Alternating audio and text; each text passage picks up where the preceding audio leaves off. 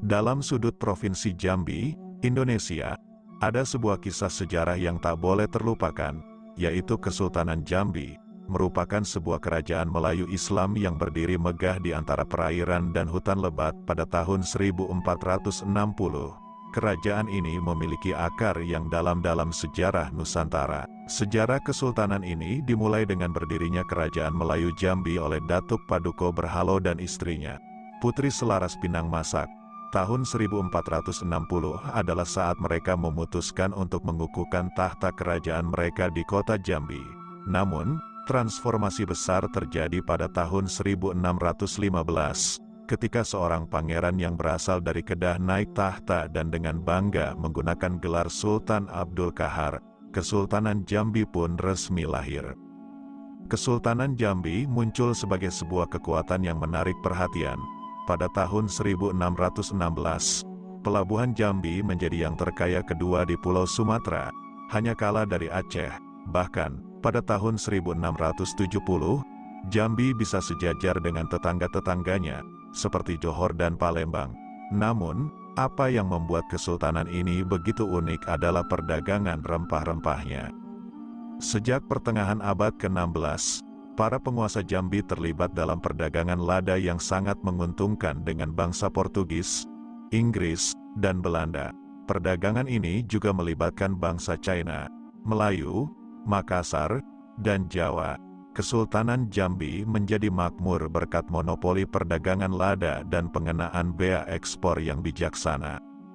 Sultan Abdul Qahar adalah figur kunci dalam keberhasilan ini. Ia dikenal sebagai sultan pertama yang berhasil membawa kerajaannya mencapai puncak kejayaan. Dengan pengaturan perdagangan lada yang brilian, ia mampu meraih keuntungan sekitar 30–35% dari lada yang terjual. Sultan Abdul Qahar juga dikenal sebagai penguasa yang kuat, tak tergoyahkan bahkan oleh tuntutan Raja Johor, dan ia dengan tegas menolak untuk bekerja sama dengan VOC, Verenigde Oost-Indische Compagnie, perusahaan perdagangan Belanda yang kuat. Kisah Kesultanan Jambi adalah bukti bahwa kemakmuran dan kejayaan bisa dicapai melalui strategi perdagangan yang cerdik dan kepemimpinan yang kuat. Kesultanan ini menjadi salah satu penanda dalam sejarah Nusantara, menunjukkan kepada kita betapa pentingnya perdagangan dalam menggugah potensi suatu daerah. Abad ke-16 adalah masa kemasan bagi Jambi, yang dikenal dengan lada yang berkualitas tinggi yang tumbuh subur di dataran tingginya. Pada tahun 1615, Kompeni Belanda dan Kompeni Inggris mendirikan pangkalan-pangkalan mereka di wilayah ini. Jambi pada saat itu menjalin persekutuan dengan Johor, tetapi perpecahan tak terhindarkan ketika hak atas kontrol Kuala Tungkal, sebuah kawasan penting di perbatasan Jambi dengan Indragiri yang menjadi pintu masuk ke daerah pedalaman dengan tanaman lada, menjadi perdebatan hangat. Tahun 1671 dan 1674 menyaksikan eskalasi konflik yang panjang menjadi pertempuran terbuka. Orang laut yang tunduk pada penguasa Jambi merampok kapal-kapal di perairan Johor, sementara orang laut dari Johor melakukan serangan serupa di wilayah Jambi. Bahkan, armada Johor menerobos Sungai Batanghari dan mengancam ibu kota Jambi. Meski terjadi ketegangan, hubungan antara kedua kerajaan ini perlahan membaik, dan pada tahun 1681, penguasa Jambi dan Johor setuju untuk bersekutu untuk menghadapi saingan bersama mereka, yaitu Palembang. Orang laut dari kedua kerajaan melancarkan serangan terhadap kapal dagang di perairan Palembang dan juga merampok wilayah pesisir. Kesultanan Jambi mulai menghadapi tantangan serius ketika VOC, perusahaan dagang Belanda, mencoba mengenakan monopoli perdagangan. Sultan Abdul Qahar menolak tawaran ini, memilih turun tahta dan memberikan kekuasaan kepada Pangeran Depati Anom atau Sultan Agung. Ini adalah awal dari perjanjian pertama antara Kesultanan Jambi dan VOC, yang memulai proses kemunduran bagi kerajaan. Sayangnya, kejayaan Jambi tidak berlangsung lama. Pada tahun 1680-an, Jambi mulai kehilangan statusnya sebagai pelabuhan lada utama setelah pertempuran dengan Johor. Tidak hanya itu, penyelundupan, utang, dan campur tangan Belanda dalam politik kerajaan semakin memperburuk situasi. Pada masa pemerintahan Sultan Taha Saifuddin, Kesultanan Jambi menghadapi tekanan lebih lanjut dari Belanda. Sultan Taha menolak dengan keras perjanjian Belanda, yang mengakibatkan serangan Belanda pada tahun 1858. Mereka berhasil merebut istana dan Sultan Taha melarikan diri. Belanda kemudian mengangkat Panembahan Prabu sebagai penguasa baru dengan gelar Sultan Ahmad Nazaruddin. Meskipun Kesultanan Jambi masih mengendalikan ibu kota, Sultan Ahmad Nazaruddin tinggal di Dusun Tengah, beberapa hari perjalanan dari ibu kota, di sebuah rumah sederhana. Setelah beberapa pergantian kepemimpinan yang dipengaruhi oleh Belanda, kekosongan kekuasaan muncul pada tahun 1899.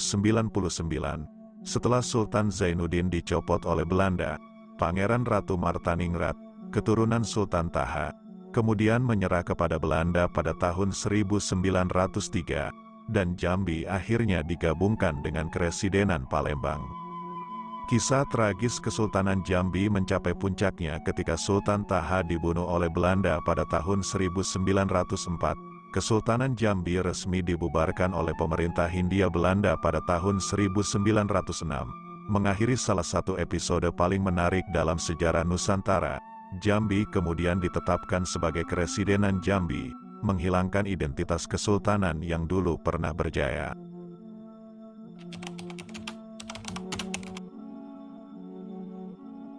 Datuk Paduka Berhala, seorang pelaut yang datang dari jauh, membawa sebuah perubahan besar ke negeri Jambi pada abad pertengahan. Ia tiba dari tanah asalnya, Turki, dan menikahi seorang wanita bernama Putri Selaras Pinang Masak, yang berasal dari Tanjung Jabung. Inilah awal mula kedatangan Islam di negeri Jambi pada masa pemerintahan Datuk Paduka Berhala, yang kemudian menjadi raja bersama istrinya, Tuan Putri Selaras Pinang Masak. Mereka memiliki 4 orang anak. Periode ini berlangsung hingga sekitar tahun 1480 Masehi, ketika Putri Selaras Pinang Masak berakhir masa pemerintahannya di Kerajaan Melayu Jambi.